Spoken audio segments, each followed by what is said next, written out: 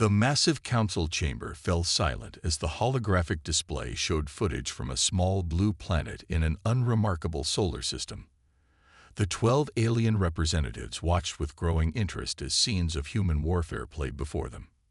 "These creatures," spoke High Counselor Ross, his crystalline form shimmering under the chamber's lights, "fight despite certain death. They continue even when victory seems impossible."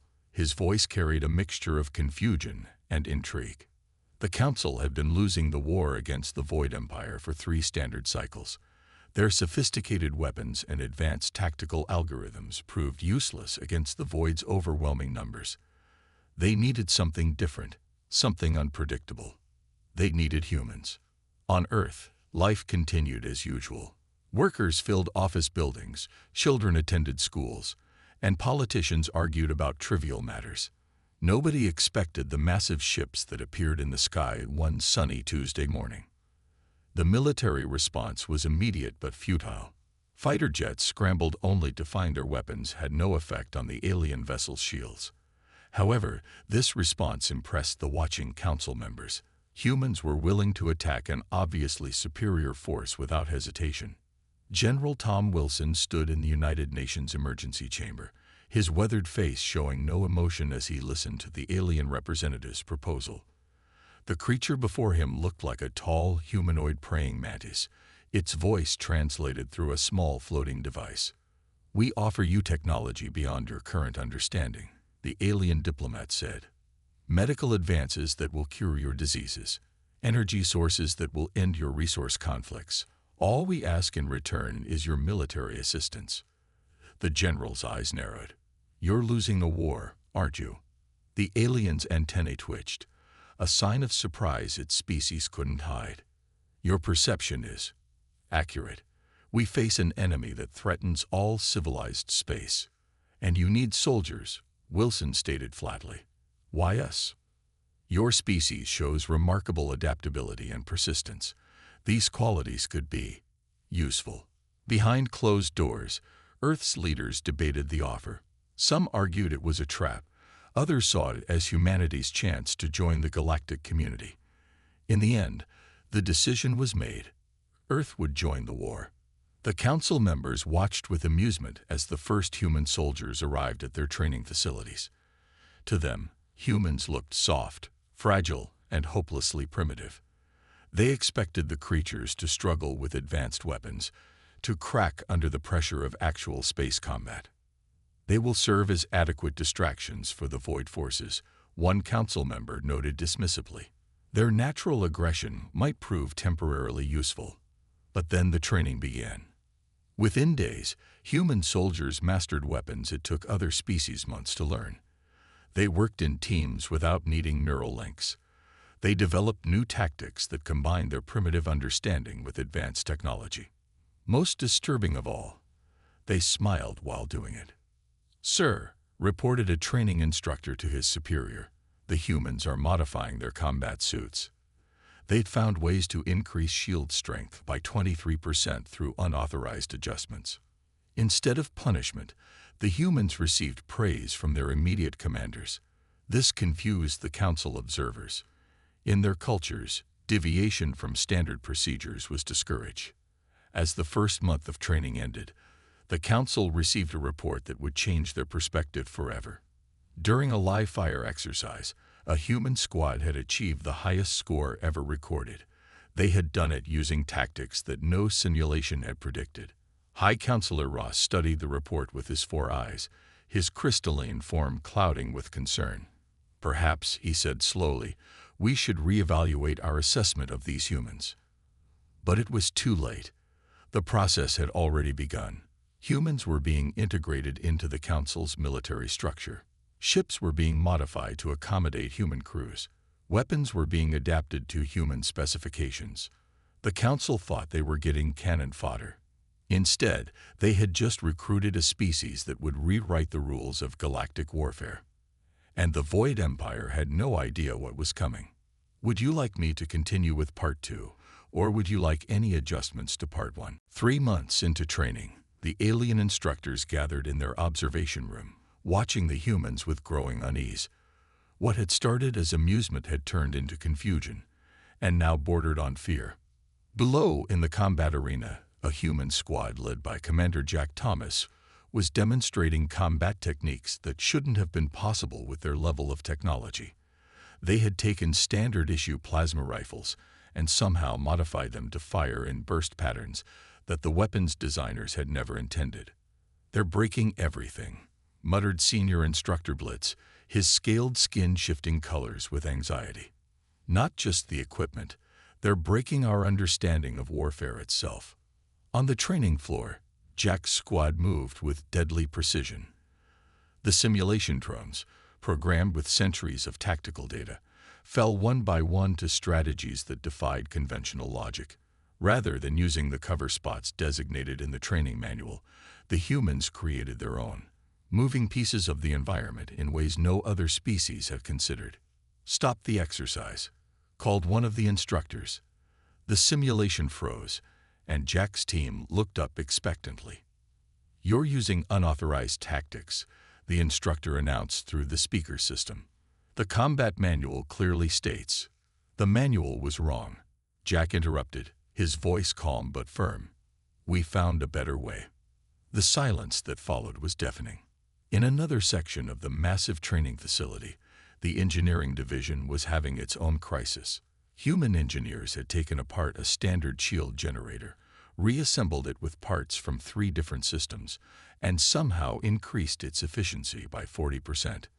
"But it shouldn't work," protested Chief Engineer Vex, his tentacles writhing in distress. "The power configurations are completely incompatible." "Yeah, but we made them compatible," replied Engineer Pete Wilson, shrugging, as if he'd done nothing more remarkable than change a light bulb. "Want to see how we did it?" The council received daily reports that grew increasingly alarming. Humans weren't just learning to use alien technology. They were reimagining it, rebuilding it, improving it in ways that violated countless regulations and several laws of physics. During one particularly chaotic day, a human squad led by Lieutenant Mary Cooper discovered that if they overcharged their combat suits' power cores in a specific sequence, they could create localized energy pulses that disrupted enemy shields. It was dangerous, completely unauthorized, and dramatically effective. "But you could have died," protested their alien supervisor. "Could have, but didn't," Mary responded with a grin. "Sometimes you have to risk it all to win." The concept of risk it all to win was added to the growing list of concerning human philosophies that the council was compiling. In the fleet training exercises, things were even more disturbing. Humans had taken to space combat with a creativity that terrified their instructors. They used gravity wells as weapons, treated asteroid fields as cover, and somehow turned their ships' waste disposal systems into improvised missile launchers. "They're not following any of the established battle doctrines," reported Fleet Commander Xar to the council. "They're making it up as they go along, and it's working." The council members watched the latest training footage in stunned silence. A human crew had just defeated a Void Empire battle simulation that had been considered unbeatable. They had done it by ignoring every rule of space combat that had been established over the last 1,000 years. "Perhaps," suggested one council member quietly, "we should reconsider our deployment strategy. These humans, they're not the simple soldiers we expected." High Counselor Ross stared at the replay of the simulation. The human ship had pulled off maneuvers that should have torn it apart, used tactics that no sane species would attempt, and emerged victorious. "No," he agreed, "they're not what we expected at all. There's something else entirely. And the Void Empire has no idea what's coming for them." In their private quarters, the human soldiers continued training, innovating, and breaking rules they didn't even know existed. They were about to change the face of galactic warfare forever, and they were enjoying every minute of it. The Void Empire struck without warning. Their massive fleet emerged from hyperspace near one of the Council's core worlds, their black ships blocking out the light of the system's twin suns. The Council's defensive fleet moved to engage, following battle plans that had been refined over centuries. They were demolished in minutes. "We've lost contact with the 7th Fleet," reported a trembling communications officer. "The Void forces are advancing on 3 more systems." The council chamber erupted in panic. Their best ships, their most advanced tactics, all brushed aside like toys. But in the chaos, a single message arrived from the human contingent. "Let us handle this," it read simply. Captain Lisa Wells stood on the bridge of her ship, the Earth's Fury, watching the massive Void fleet through the viewscreen. Her vessel was smaller than the Council's standard warships, modified extensively by human engineers. "They're using standard attack patterns," she noted, a slight smile playing on her lips. "Just like in the simulations. Helm, execute battle plan Crazy Ivan." The alien crew members exchanged worried glances. They had seen the humans practice this maneuver. It was considered suicidal by every known standard of space combat. The Earth's Fury dove straight toward the Void fleet, its engines pushed far beyond their design limits. Warning alarms blared as the ship's structure groaned under the strain. "They're launching fighters," reported the sensor officer. "Perfect," Lisa replied. "Activate the garbage cannon." The garbage cannon was a human modification that turned space debris into high-velocity projectiles. The Void fighters, expecting energy weapons, flew right into a storm of accelerated scrap metal. Dozens of them exploded. Meanwhile, other human ships were executing equally unorthodox strategies. The Thunderchild was using its modified shields to surf the shockwave of a nearby star's solar flare. The Daredevil's Dance had somehow turned its cargo bay into a massive EMP generator. "This is madness," muttered a council observer watching the battle. "They can't possibly." His words were cut off as the humans achieved what the council had thought impossible. They pushed back the Void advance. The turning point came when Lisa's ship performed what would later be known as the Wells Gambit. She ordered her ship to take a direct hit from a Void cruiser, but not before flooding her own ship's damaged sections with plasma from the engines. When the Void beam hit, it created a chain reaction that took out 3 enemy capital ships. "Captain," shouted her medical officer, "you've been injured." Lisa glanced down at the metal shard protruding from her shoulder. "Just a scratch. Keep firing." The alien crew watched in astonishment as their human captain continued giving orders, despite an injury that would have incapacitated most species. They had heard about human endurance, but seeing it in action was different. The battle raged for hours. Human ships took damage that should have destroyed them, but kept fighting. Human crews ignored injuries, worked through exhaustion, and refused to retreat even when faced with overwhelming odds. When the Void fleet finally withdrew, they left behind more destroyed ships than they had lost in the previous year of warfare. The Council's observation stations had recorded everything. "How?" demanded one council member, reviewing the footage. "How did they do it?" The answer came from a human military advisor. "You've been fighting according to rules. We don't believe in rules when survival is at stake." In the aftermath, Lisa stood in the council chamber, still wearing her bloodied uniform. The medical nanites barely finished healing her wound.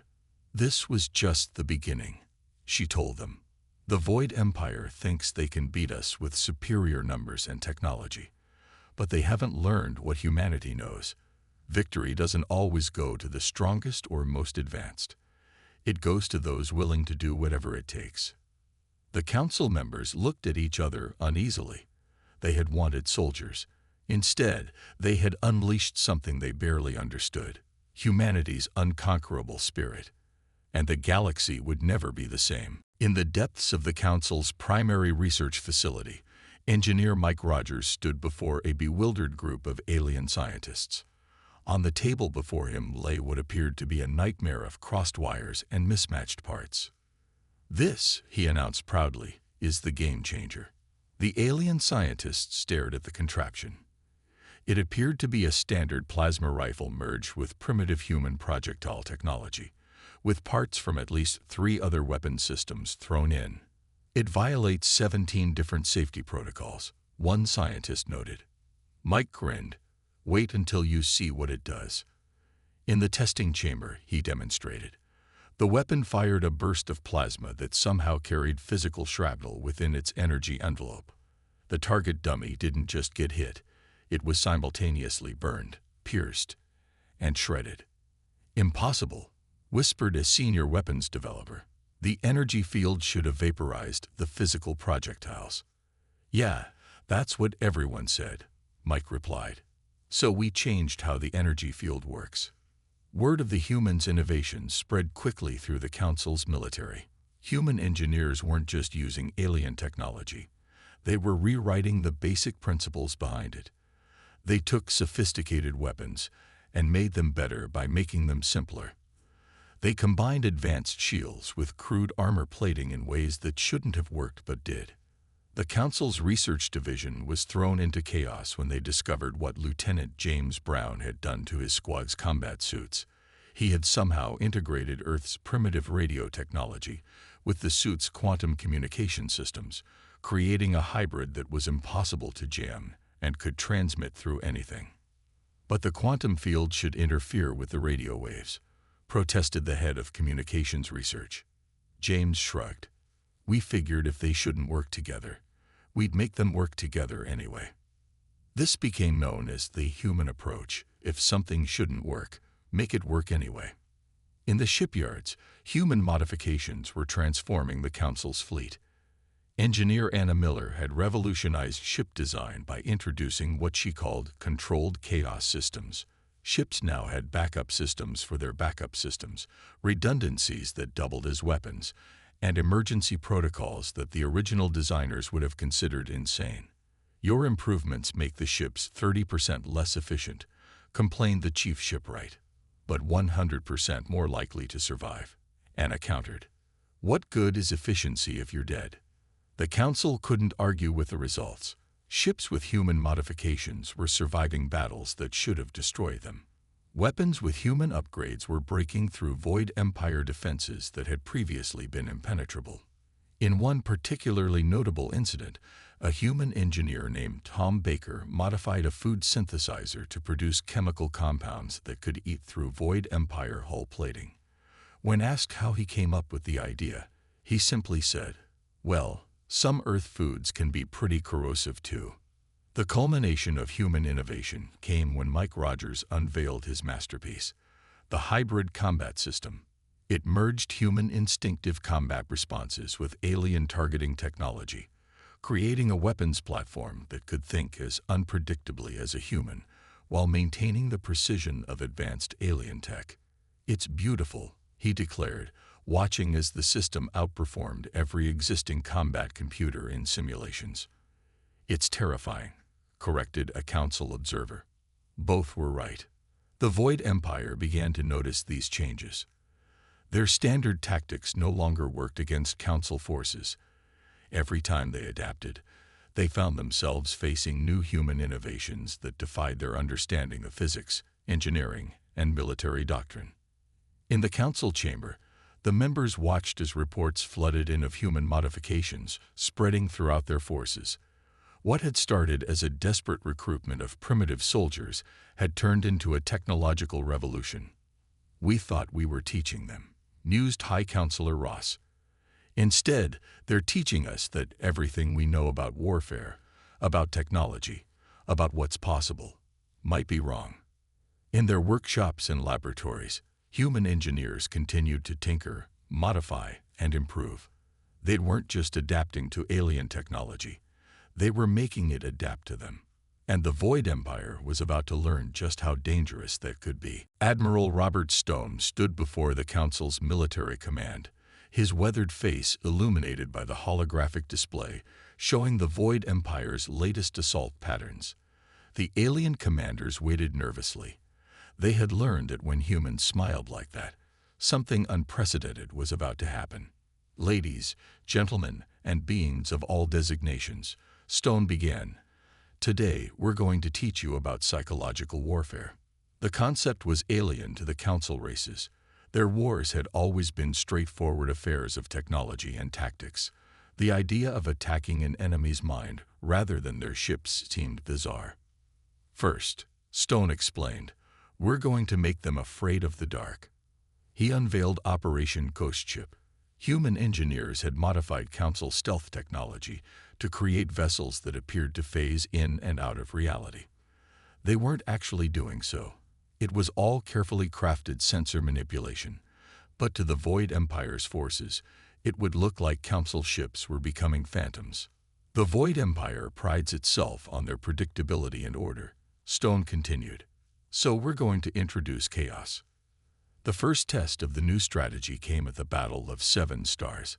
Void Empire ships encountered what appeared to be Council vessels performing impossible maneuvers, disappearing and reappearing at will. The energy signatures made no sense. Ships seemed to be in multiple places at once. Enemy fleet is showing signs of confusion, reported a sensor officer. Their formation is breaking down. Stone nodded. Now for Phase 2. Human communication experts had discovered that the Void Empire's neural networks were vulnerable to certain frequency patterns. They began broadcasting what they called the willies, signals that created a deep sense of unease in Void Empire crews. This isn't proper warfare, protested one Council commander. There's no such thing as proper warfare, Stone replied. There's only winning and losing. The effects were dramatic. Void Empire ships began to retreat from engagements, even when they held tactical advantages. Their crews reported seeing impossible things, hearing strange sounds in the void of space. Their perfectly ordered military structure began to show cracks. The humans didn't stop there. They introduced what they called ghost fleets, elaborate sensor phantoms that made it impossible for the Void Empire to know which threats were real and which were illusions. They developed weapons that left no visible damage but caused ship systems to behave erratically. We're not just fighting their ships, Stone explained to the Council. We're fighting their minds, their confidence, their sense of superiority. The Council watched in amazement as the mighty Void Empire, which had never known fear, began to hesitate. Their attacks became cautious. Their bold advances turned into nervous probes. For the first time in their history, they were facing an enemy they couldn't understand. During one crucial battle, a human captain named Bill Turner demonstrated the full power of psychological warfare. His ship, apparently critically damaged, broadcast signals indicating a catastrophic reactor failure. When Void Empire ships moved in to confirm the kill, they found themselves caught in an elaborate trap that left their crews convinced their own ships were turning against them. But we didn't actually do anything to their systems, Turner explained later. We just made them think we did. Sometimes the fear of what might happen is more powerful than any weapon. The Council's military doctrine underwent a complete transformation. They began incorporating human concepts of deception, misdirection, and psychological impact into their strategies. Ships were modified not just for combat effectiveness, but for psychological effect. The Void Empire thought they knew everything about warfare. Stone told his staff, "We're teaching them that what they don't know can hurt them." In the Grand Strategic Command Center, Admiral Stone watched as reports came in of yet another Void Empire fleet retreating from what they thought was a superior force, but was actually a handful of ships with very convincing holographic projectors. "They're learning," he said with satisfaction, "that the most powerful weapon isn't the biggest gun or the strongest shield. It's the uncertainty in your enemy's mind." The Council had wanted soldiers. Instead, they got teachers who showed them a whole new way to fight. And the Void Empire was learning a harsh lesson about underestimating human ingenuity. The moment had arrived. After months of preparation, the combined human Council fleet hung in space at the edge of Void Empire territory. Over 10,000 ships stretched into the darkness, their formation unlike anything the galaxy had seen before. Commander Jack Thomas stood on his bridge, watching the final preparations. His ship, now named Humanity's Pride, had been rebuilt 3 times after battles that should have destroyed it. Like humanity itself, it refused to die. "All ships report ready," his communications officer announced. "The Council fleet awaits your signal." Jack took a deep breath. The entire offensive had been planned by humans, approved reluctantly by the Council after all conventional strategies had failed. It was audacious, probably insane, and exactly what the Void Empire wouldn't expect. "Send the code," he ordered. "Operation Thunderstrike begins now." The fleet didn't move as one massive unit, as the Void Empire would expect. Instead, it split into hundreds of smaller groups, each moving in seemingly random patterns. To enemy sensors, it would look like chaos. But there was method in the madness. The first Void Empire patrol they encountered didn't even have time to send a warning. Human-modified stealth ships appeared from nowhere, their weapons systems combining Council technology with Earth's primitive but effective concepts of shotgun spread patterns. "Multiple enemy contacts ahead," reported the sensor officer. "They're moving to engage." "Perfect," Jack smiled. "Let them come. Activate the Walker Protocol." The Walker Protocol, named after the human engineer who designed it, was deceptively simple. As void ships approached, human vessels deliberately showed signs of damage and weakness. It was a trick as old as warfare itself, playing wounded to draw in the predator. The Void Empire ships took the bait. They had never learned to distrust an easy target. "Enemy fleet is moving into the kill box," announced the tactical officer. "All ships in position." What followed was a massacre. The seemingly scattered human fleet suddenly moved with perfect coordination. Ships that appeared damaged revealed their true strength. The Void Empire forces found themselves caught in a web of crossfire, unable to retreat. In the space of 30 minutes, the largest Void Empire battle fleet ever assembled ceased to exist. "Send word to the Council," Jack ordered. "Phase 1 complete. Begin Phase 2. Phase 2 was even more daring. While the main fleet engaged Void Empire forces head-on, human special operations teams slipped behind enemy lines. They had spent months studying Void Empire psychology, learning their weaknesses. Now they put that knowledge to use. Squad leader Mary Cooper led her team through the corridors of a Void Empire command station. They weren't there to destroy it. They had a much more subtle mission. "Planting the final package now," she reported. "Operation Mind Games is a go." Across Void Empire space, carefully crafted messages began appearing in their communication networks. Hints of betrayal. Suggestions of conspiracy. Seeds of doubt planted with surgical precision. The Void Empire had never faced an enemy that attacked their unity, their certainty, their absolute faith in their own superiority. They didn't know how to handle it. Their formations began to break down. Ships refused to follow orders, suspecting treachery. Command stations turned on each other. "They're tearing themselves apart," observed a Council admiral, watching the tactical displays. "How did you know this would work?" "Because," Jack explained, "every empire built on fear and absolute control has the same weakness. Push the right buttons, and it collapses from within." The final battle approached the Void Empire's home system. But it wasn't really a battle. It was the culmination of a campaign that had been won through human cunning rather than brute force. The Void Empire's remaining ships, their crews demoralized and uncertain, faced a human fleet that showed no fear, no hesitation, and no mercy. "Send the message," Jack ordered. "Tell them what happens next is up to them."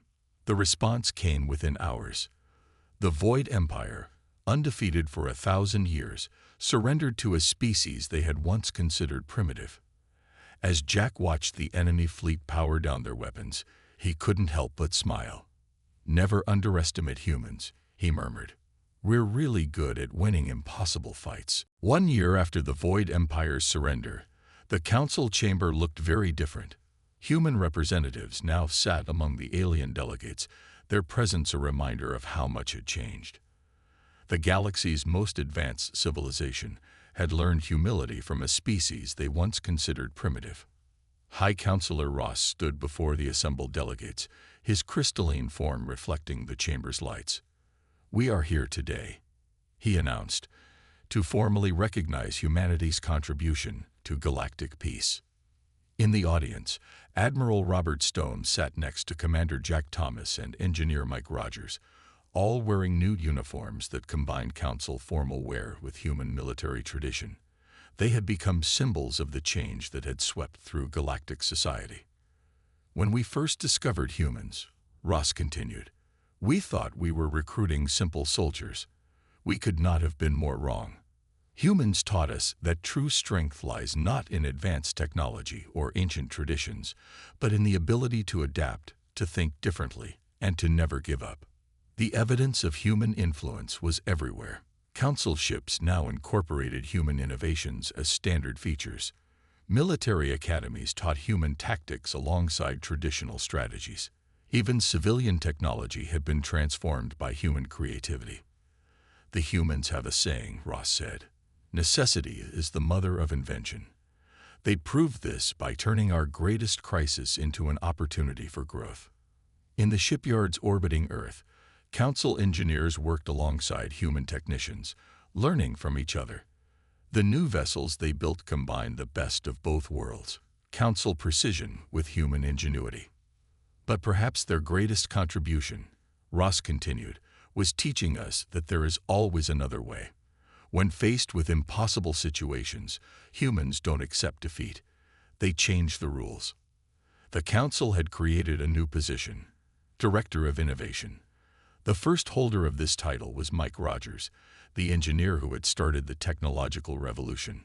His first act was to eliminate most of the regulations that had restricted technological development. Rules, he often said, are just suggestions waiting to be improved. In the military sphere, humanity's influence was even more profound.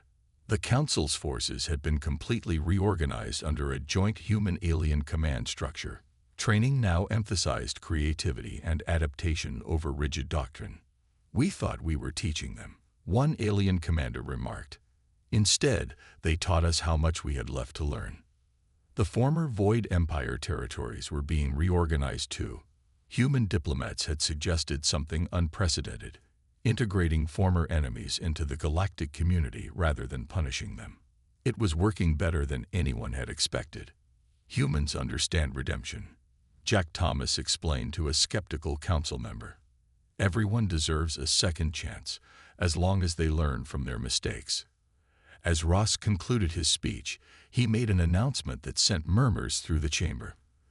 The Council has voted to establish a new Academy of Military and Technological Innovation on Earth.